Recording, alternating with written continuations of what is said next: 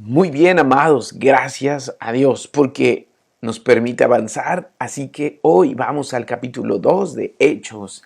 Hechos capítulo 2, vamos a leer del versículo 1 al versículo 13. Y creo que de verdad el Señor nos guía y habla a nuestros corazones hoy a través de esta porción de las Escrituras. Dice así Hechos 2 del 1 al 13. El día de Pentecostés, todos los creyentes estaban reunidos en un mismo lugar. De repente se oyó un ruido desde el cielo, parecido al estruendo de un viento fuerte e impetuoso que llenó la casa donde estaban sentados. Luego, algo parecido a unas llamas o lenguas de fuego aparecieron y se posaron sobre cada uno de ellos, y todos los presentes fueron llenos del Espíritu Santo y comenzaron a hablar en otros idiomas, conforme al Espíritu Santo les daba la capacidad. En esa ocasión había judíos devotos de todas las naciones que vivían en Jerusalén. Cuando oyeron el fuerte ruido, todos llegaron corriendo y quedaron desconcertados al escuchar sus propios idiomas hablados por los creyentes. Estaban totalmente asombrados. ¿Cómo puede ser?, exclamaban. Todas estas personas son de Galilea y aún así los oímos hablar en nuestra lengua materna. Aquí estamos nosotros, partos, medos, elamitas, gente de Mesopotamia, Judea, Capadocia, Ponto, de la provincia de Asia, de Frigia, Panfilia, Egipto y de las áreas de Libia alrededor de Cirene, visitantes de Roma, tanto judíos como convertidos al judaísmo, cretenses y árabes, y todos oímos a esta gente hablar en nuestro propio idioma acerca de las cosas maravillosas que Dios ha hecho. Quedaron allí maravillados y perplejos. ¿Qué querrá decir esto?, se preguntaban unos a otros. Pero otros entre la multitud se burlaban de ellos diciendo: solo están borrachos. Eso es todo. Excelente parte, súper enseñada, predicada, tal vez me atrevo a decir la más conocida del libro de los Hechos, la más citada, la más mencionada, pero a veces, tal vez, tanto la hemos usado que desvirtuamos un poco lo que ahí sucedió, o ya damos por hecho que entendemos todo lo que está registrado allí y ni siquiera nos tomamos el tiempo de profundizar más.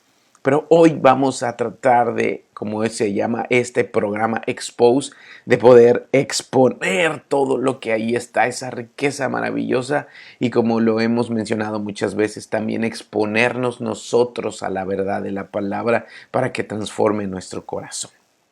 En los primeros capítulos de Hechos, Lucas nos deja ver allí y relaciona siempre la llegada del Espíritu Santo con la promesa. Tú vas a leer los primeros capítulos de Hechos y siempre va a decir: porque para ustedes es la promesa, y no se vayan hasta que llegue la promesa de mi Padre, y relaciona muchas veces promesa con la llegada del Espíritu Santo. ¿Por qué lo hace así Lucas? Porque él quiere grabar y dejar bien asentado en la mente del lector que si el Espíritu Santo llegó a nuestras vidas, a la iglesia, a los creyentes y todavía a nosotros porque está vigente, es por iniciativa del Señor y porque así lo prometió. No por méritos, no porque seamos cristianos que, cómo ayunan, cómo oran, cómo están ungidos. Nada podemos recibir de parte del Señor si el Señor no quisiera darlo. Por eso Santiago, lo leíamos antes, él dice: ni toda buena dádiva y todo don perfecto, todo regalo proviene del Padre. No es producto, aunque los discípulos obedecieron, aunque los discípulos pagaron un precio, no es producto del precio pagado la llegada del Espíritu. Cuidado. A veces en nuestra práctica diaria como cristianos pensamos que nosotros pagamos un precio y por lo tanto merecemos la gracia de Dios. Nada más erróneo que eso. Dijera David, ¿cómo podré pagarte todo lo que tú has hecho por mí? La verdad es que no hay todo el oro del mundo y todos los sacrificios amontonados que yo pudiera hacer, sacrificios de animales, sacrificios propios, todo lo que yo pudiera hacer no alcanza ni es suficiente para comprar el don del Espíritu Santo. Tengamos cuidado. Vamos a encontrar más adelante en capítulos siguientes cómo un hombre pensó que podía pagar por recibir esto. Amados, saquemos de nuestra mente esa idea porque está grabada en nuestras venas, está grabada a veces en nuestro corazón sin mala intención, pero el pensar que nosotros lo produciremos por mucha oración, por mucho ayuno, por mucha santidad, por hacer méritos, entonces merecemos nada de eso. Por eso Lucas deja súper claro la promesa del Señor, la promesa del Padre, que es la llenura del Espíritu. No hay de otra. Es una promesa, no es algo que nosotros iniciemos o merezcamos. Siempre viene por iniciativa de Dios. Todo lo que tú tienes, si tienes gracia, si tienes bendición, si hay unción en tu vida, si hay un mover sobrenatural en tu corazón, si tienes la llenura del Espíritu, si tienes la capacidad de orar en lenguas, de profetizar, de fluir en la palabra profética, en ciencia, sabiduría, discernimiento, lo que sea, sabes, amado, no es porque pagaste un precio, es porque el Señor en su misericordia te lo quiso dar. No olvidemos, no hay mérito humano que merezca la gracia de Dios. Y eso lo deja bien claro Lucas. De allí queremos comenzar. Dice la palabra de Dios, el día de Pentecostés. Llegando el día de Pentecostés, el tema de hoy se llama la inauguración de una nueva etapa. ¿Y por qué te menciono este tema? ¿Por qué le pusimos así? Bueno, porque el día de Pentecostés fue la inauguración de esa nueva etapa del Espíritu Santo, una nueva etapa donde el Espíritu llenó a la iglesia y llegó, dijeran por ahí, que llegó para quedarse en nuestra vida e inaugurar una nueva manera de moverse. El Señor Jesucristo comenzaría un ministerio celestial en el cual Él estaría con nosotros mediante su Espíritu Santo y la relación del creyente con el Señor Jesucristo sería mediante el Espíritu Santo y por obra del Espíritu Santo. El Espíritu Santo, como el Señor Jesús lo prometió en Juan capítulo 15, Él nos guiaría, nos recordaría todas las cosas, nos fortalecería, nos consolaría, nos recordaría y nos hablaría de Jesucristo. El Espíritu Santo es necesario porque necesitamos a través de Él ese poder para ser testigos. Ese regalo y esa promesa que el mismo Señor Jesucristo nos hizo. Pero ¿por qué una nueva etapa o qué tiene que ver esto? Bueno, interesantemente, la llegada del Espíritu Santo para los creyentes sería la inauguración de una nueva etapa donde se comenzaría a levantar una cosecha espiritual que hasta nuestros días sigue levantándose. El Señor Jesucristo dijo, ustedes dicen, hace falta todavía tiempo para la cosecha, pero yo te digo, ya la mies es mucha. Ya están listos los campos. Hay que enviar obreros a su mies. Ora para que el Padre envíe obreros. Y aquí es el día, el punto de partida donde el Espíritu Santo llegó a la vida de los creyentes para iniciar esa etapa donde los obreros serían enviados a levantar esa cosecha espiritual de almas para el reino de Dios. La pregunta para ti, para mí es, ¿hemos sido ya llenos de ese Espíritu y estamos allí en esa etapa? ¿Estamos cosechando? ¿Estamos siendo obreros? No, es que Dios no me ha elegido, no me ha hecho un llamado, no ha venido un ángel del cielo a llamarme al ministerio. No necesitas eso, amado. Tú eres discípulo, por lo tanto calificas y no solo calificas, somos incluidos porque le dijimos a nuestro Salvador que sea nuestro Señor. Y si es nuestro Señor, entonces Él manda y todo creyente con una profecía de por medio o sin ninguna profecía de por medio, ya es un obrero llamado a levantar una cosecha. Para eso nos fue dado el Espíritu Santo, no para ser los más ungidos de la iglesia o para fluir y de manera maravillosa nuestra vida brille. Nada que ver con eso. La razón de que el Espíritu Santo fue derramado en la vida del creyente es para que podamos levantar la cosecha y seamos testigos y seamos obreros, con llamado o sin llamado profético. Tú y yo somos obreros. Nueva etapa. Es importante esto. Ahora vamos a hablar un poquito del Pentecostés, porque usamos mucho ese título, ese nombre, y a veces hasta se romantiza, a veces hasta se le pone a eventos. No, pues esta es una fiesta de Pentecostés, o se ocupa para muchas cosas. Pero ¿qué era en realidad Pentecostés? Bueno, la palabra Pentecostés quiere decir quincuagésimo o 50, número 50. ¿50 qué? 50 días después de la Pascua había esta fiesta. Se celebraba la Pascua y 50 días después había una fiesta llamada Pentecostés o la fiesta de las 7 semanas. 7 por 7, 49, y en el día 50 se hacía esa fiesta. ¿Y esa fiesta qué? Bueno, justo coincide. ¿Recuerdas? El Señor Jesucristo murió en una Pascua. Resucita. 40 días estuvo con los discípulos, ascendió en el día 40 y 10 días después los discípulos oraron y esperaron. Y en el día del Pentecostés, quiere decir 50 días después de que Cristo había muerto, entonces llega el Espíritu Santo. En esa fiesta, especialmente una fiesta que se celebraba una vez al año en Israel, habría gran gozo, mucho regocijo, mucha gratitud. Era una fiesta internacional en cierta forma porque venían visitantes extranjeros, devotos judíos, prosélitos del judaísmo de Mesopotamia, de Egipto, ahorita lo mencionamos, llegaban a Jerusalén a celebrar esa fiesta. Y en esa fiesta era una donde se agradecía a Dios por la cosecha. Se comenzaban las labores de cosecha, de trabajar en el campo. Era una fiesta de carácter agrícola y exactamente 7 semanas después de las labores de cosecha se ofrecían las primicias. ¿Qué eran las primicias? El apartar los primeros frutos de la tierra y consagrarlos al Señor.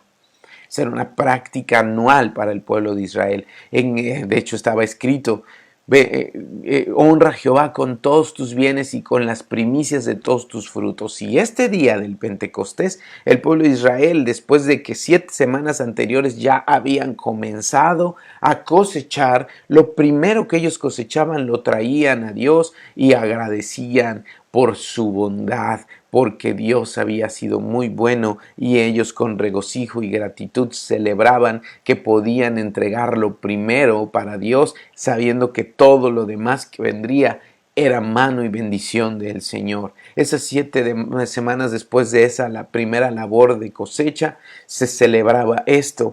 El día cambiaba, no era un día fijo porque era un calendario agrícola, había una variación entre los días, pero más o menos era aproximadamente en las fechas de mayo, aproximadamente como por mayo comenzaban estas fiestas.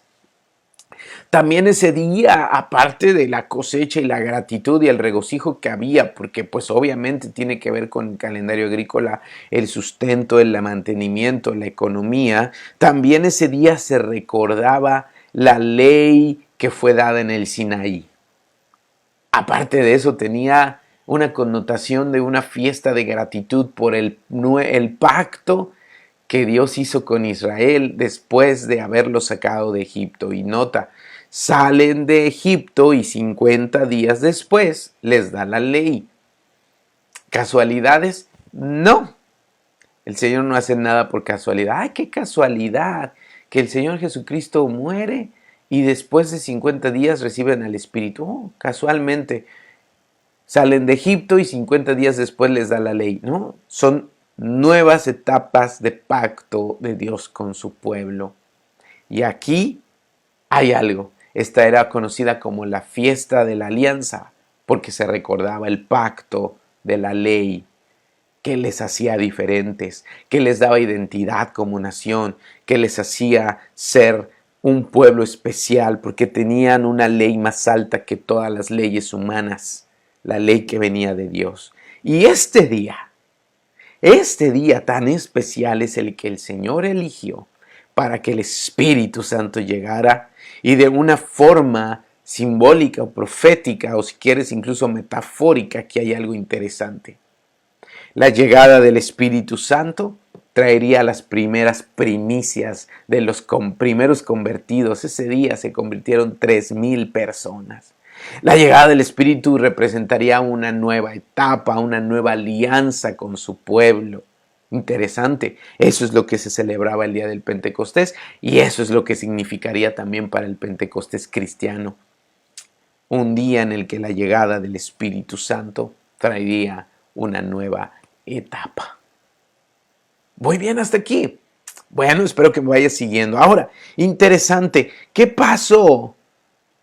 Primer lugar, recuerda, dice la palabra de Dios en el versículo 2, se oyó del cielo un estruendo, como de un viento fuerte, que llenó la casa. Luego se les aparecieron a ellos lenguas de fuego. ¿Fue imaginación? ¿Fue metafórico? ¿Fue una visión? ¿Fue real? No está describiendo Lucas algo que se imaginó o que la perspectiva de alguien que dijo, hoy como que se me figura que veo. No, está describiendo hechos.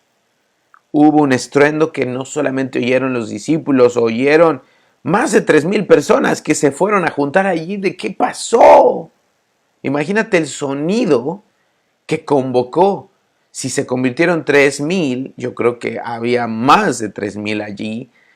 Para que un estruendo convoque a más de 3,000 personas tiene que haber sido no imaginado ni visionado, fue algo real.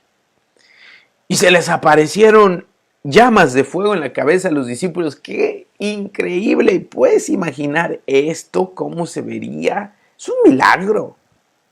Y luego empiezan a hablar en otras lenguas. ¡Wow! Eso es lo que pasó. Pero antes de analizar un poquito estos milagros, porque son 3, el estruendo, el fuego y las lenguas, quiero hablarte del avivamiento que sucedió allí. Porque a veces la iglesia habla mucho de avivamiento, lo relaciona con Pentecostés, avivamiento, y hasta le ponemos nombre a nuestras iglesias en base a eso. Pero nota, ¿qué es avivamiento? ¿Por qué este día hubo un avivamiento? Es verdad, en Hechos capítulo 2 fue el primer avivamiento en la iglesia cristiana. ¿Y por qué lo decimos? ¿Porque hubo manifestaciones? No. ¿Qué es lo que hace avivamiento en este capítulo? En primer lugar, no fue el fuego, no fue el viento, no fue los sacudimientos, no fueron las emociones. Lo que hizo que este día sea llamado día de avivamiento es que en primer lugar hubo una profunda convicción de pecado. Si tú sigues leyendo todo el capítulo 2 y lo vamos a seguir estudiando, la gente tuvo una convicción de pecado de tal manera que le decía a Pedro, ¿qué tenemos que hacer? Y Pedro les dijo, arrepiéntanse y conviértanse.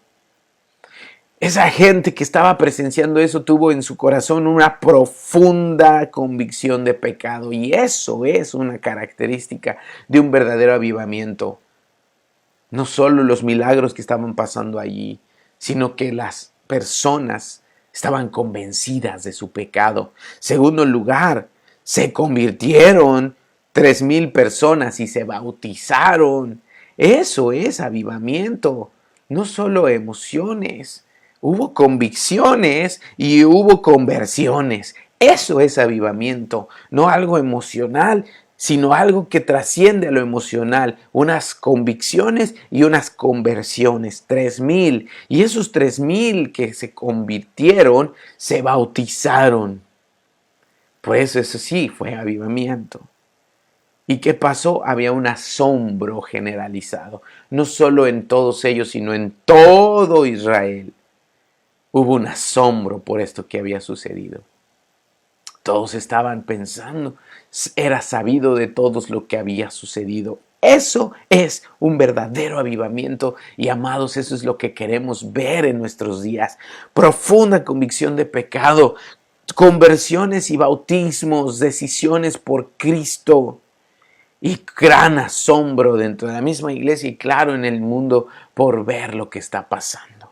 Ahora sí, de ahí vamos a centrarnos un poquito en los milagros. Hubo 3 milagros, hubo viento, hubo fuego y hubo idiomas excepcionales que aparecieron allí, pero quiero decirte algo, nunca más se repitió esta experiencia. Nunca más se volvió a ver ese patrón. Y es allí donde nosotros tenemos que tener cuidado, porque a veces tendemos a hacer de una experiencia un patrón y quererlo tomar como una regla. Esto que sucedió aquí fue extraordinario y no se repitió, salvo algunas características que son las que tenemos que extraer. Al no repetirse no es algo que tengamos que estar buscando siempre como una regla de avivamiento. Ah, Señor, que aquí haya fuego. Y a veces nosotros mismos, fuego, fuego. Y sí, o sea, eso sucedió en ese tiempo, pero ese fuego fue real. No fue metafórico. Ese viento, ¿verdad? Fue real. Se escuchó, convocó a las personas. Estaban desayunando o estaban comiendo. Dice la Biblia que era mediodía. No estaban borrachos. Y entonces ahí estaban y escucharon. ¿Qué pasó? Vamos a ver. Era algo real. Entonces, por lo anterior, hay características que sí se repiten y que sí tenemos que buscar. ¿Cómo qué? Nueva vida, conversiones, gozo. Había un gran gozo en la casa, una constante adoración, una vida de adoración, libertad, fíjate, valentía. Fue una etapa caracterizada por la valentía de los discípulos y claro está, empapada de milagros. Esas son las características que sí tenemos que buscar, Señor, que esto nos caracterice y sea el estándar de la iglesia cristiana avivada. Como una iglesia que vive una nueva vida, que está llena de gozo, que se mantiene en adoración, que vive en libertad, que camina con valentía y que es testiga de milagros. Repetido una y otra vez esto en cada historia del libro de los Hechos.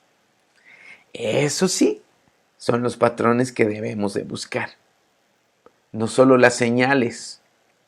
Habrá señales y otro tipo de señales también. No solo estas.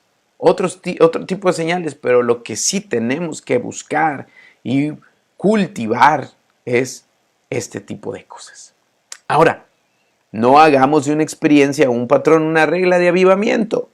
Pero sí, un avivamiento tiene estas características. No el fuego, ni el viento, ni el mover y los idiomas.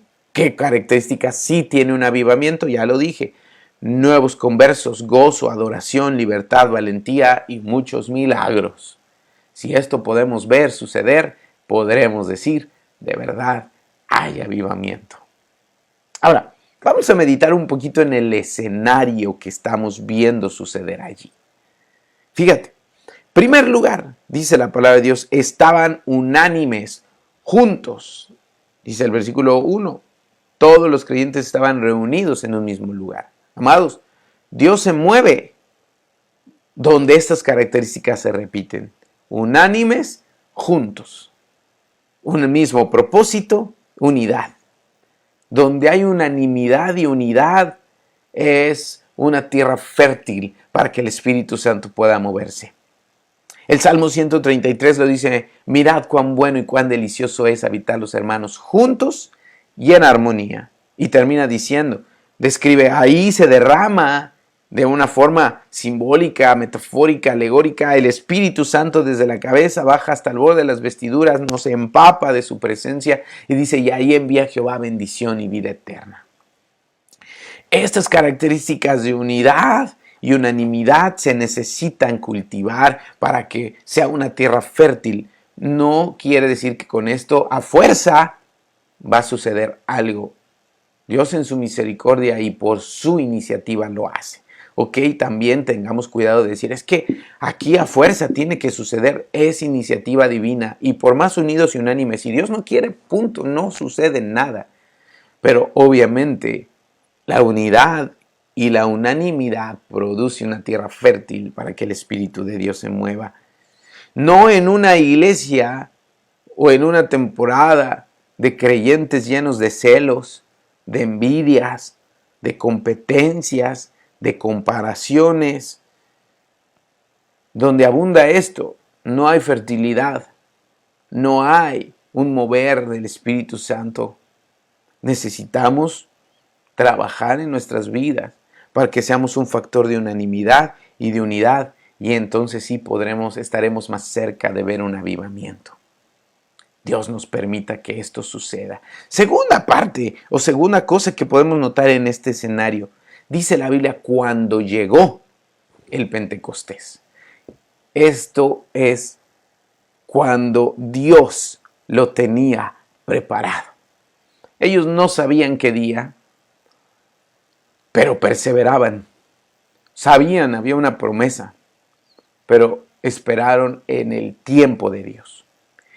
Y esto es algo que tú y yo tenemos que recordar. Dios tiene su tiempo, su hora, su sazón, y cuando Él quiera lo hará. Ahora tú y yo lo vemos y lo vemos en retrospectiva y decimos, wow, pues era lógico. Pero ten cuidado, ¿verdad? Tampoco vayamos a andar haciendo cálculos y diciendo, este día va a suceder. Porque no funciona así. Es cuando Dios diga y cuando Dios quiere. Y ese día, el día del Pentecostés, el día que Dios tenía preparado para que sucediera, fue un día de primicias. ¿Cuáles fueron las primicias? 3,000 almas, las primeras 3,000 almas que entraron al reino de los cielos. Y el Espíritu Santo que nos fue dado, dice la palabra del apóstol Pablo, el Espíritu Santo son las primicias, las arras, nuestra primer porción como garantía de que tendremos una vida eterna y una vida glorificada más adelante. Qué precioso es nuestro Dios. Segunda característica, tercera más bien, es que dice, y de repente, ¿qué pasó de repente? Vino un ruido como de un viento, un estruendo, dice la Reina Valera. Ya lo mencioné, fue tan fuerte que convocó a más de 3,000 personas en un lugar buscando la respuesta a ese estruendo. Quiere decir que ese milagro fue real. No fue algo que se imaginaron algunos o que describieron después románticamente en una historia aprendida. No, fue un hecho histórico y toda la gente se congregó en ese lugar. Segundo lugar, llamas de fuego que aparecieron sobre los creyentes.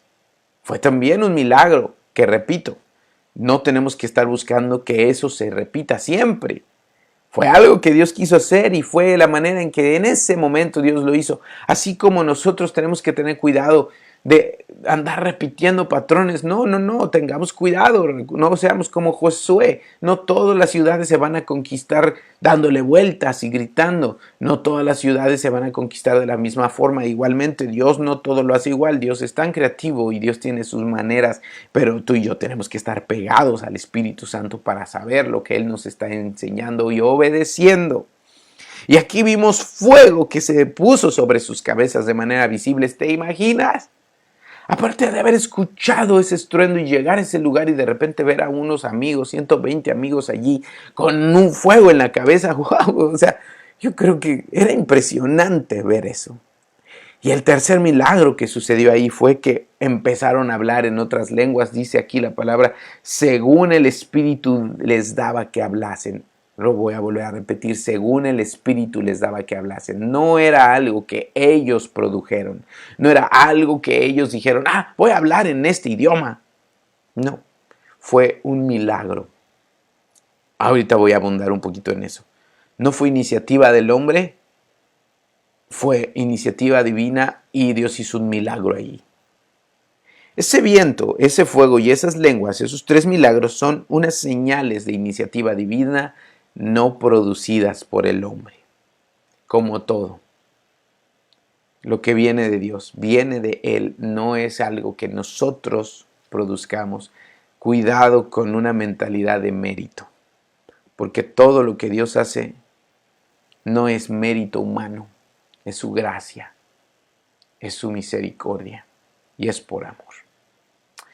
Ahora, eso era un lugar, era un escenario internacional. ¿Por qué lo digo? Porque es en esa fiesta, dice la palabra de Dios en el versículo 9. Aquí estamos, partos, medos, elamitas. Mira, vamos a contar. Partos, medos, elamitas, gente de Mesopotamia, Judea, Capadocia, del Ponto, de Asia, de Frigia, Panfilia, Egipto, de Libia, alrededor de Cirene, de Roma, cretenses, árabes. 17 nacionalidades allí representadas en ese lugar. ¿Y qué pasó en ese escenario?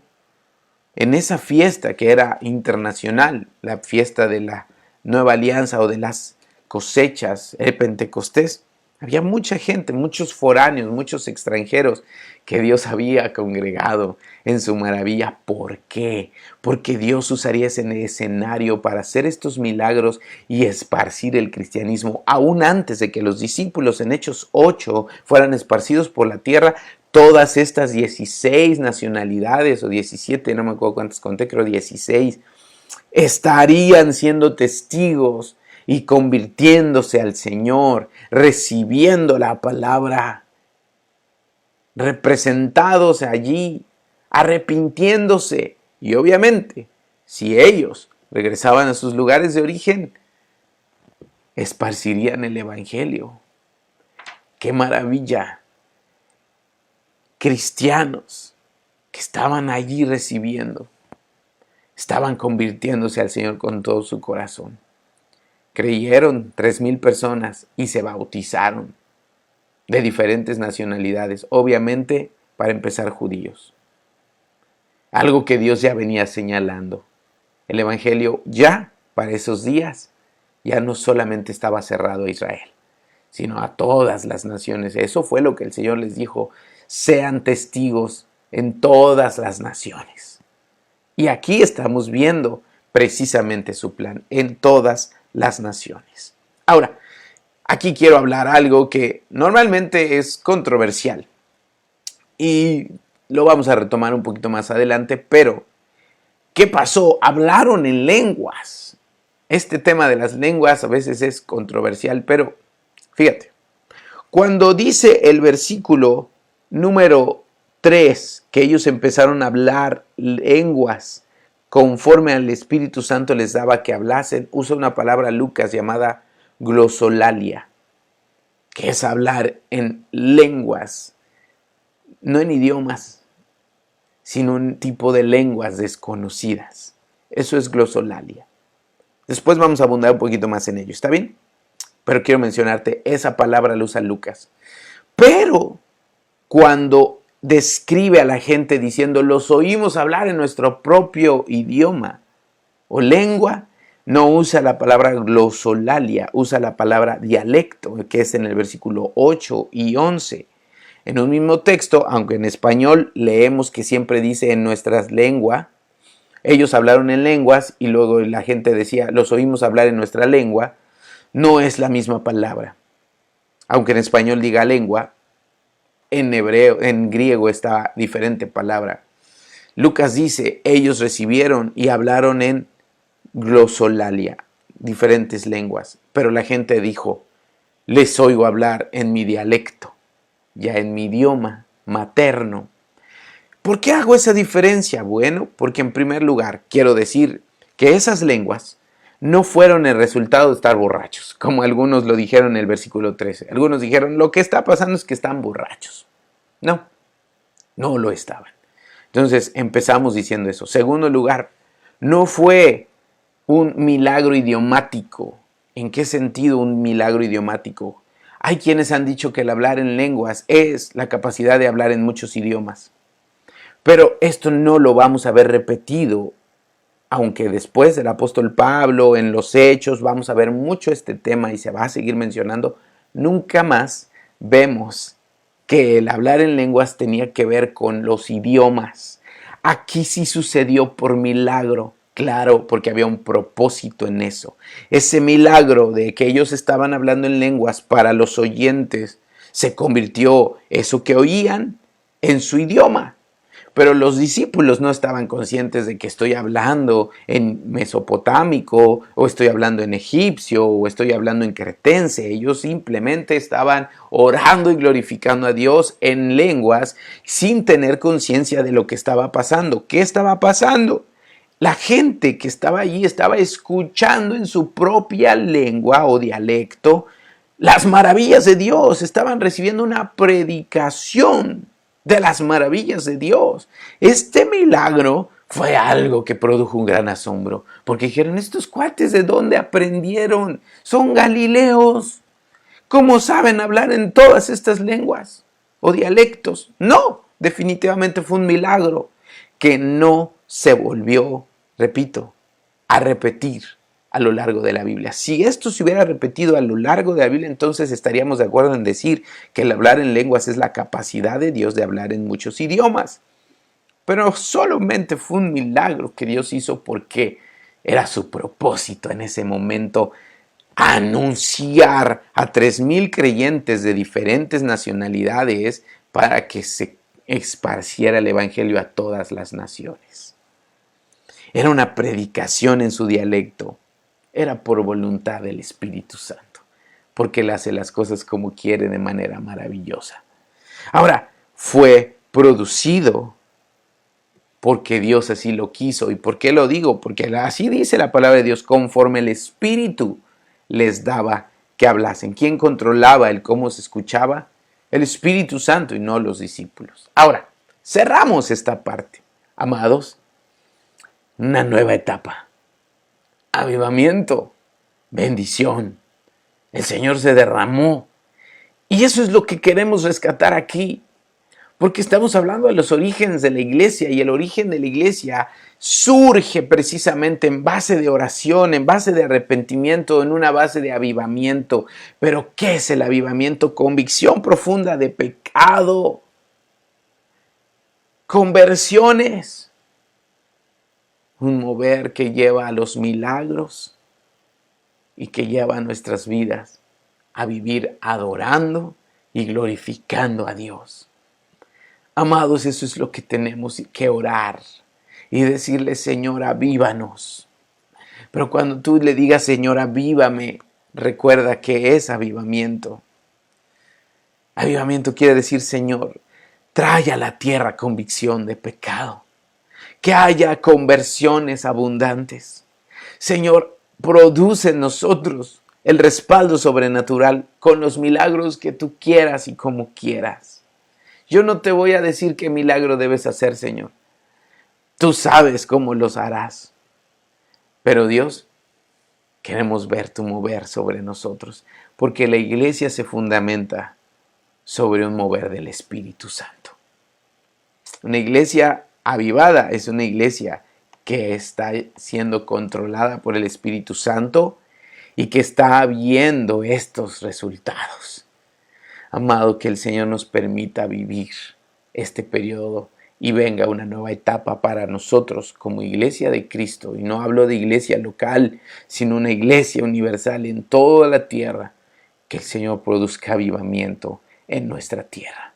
Que tengamos y podamos atestiguar una nueva etapa de un verdadero avivamiento suceder en la tierra que Dios nos da. Amado Dios, ponemos este tiempo en tus manos. Gracias por lo que tú nos hablas. Queremos correr, Señor, en nuestro corazón y derramar nuestras vidas, Señor, en un clamor, porque tú avives nuestra nación, avives la tierra, avives nuestra iglesia. Y cuando hablamos de avivamiento, Señor, no estamos esperando señales, sino que el avivamiento sea conversiones, convicción de pecado, y sí que haya milagros para poder respaldar la predicación de tu palabra. Gracias, Señor, porque nosotros somos instrumentos en tus manos, solo por tu gracia, no por ningún mérito, sino por tu misericordia. En el nombre de Cristo Jesús.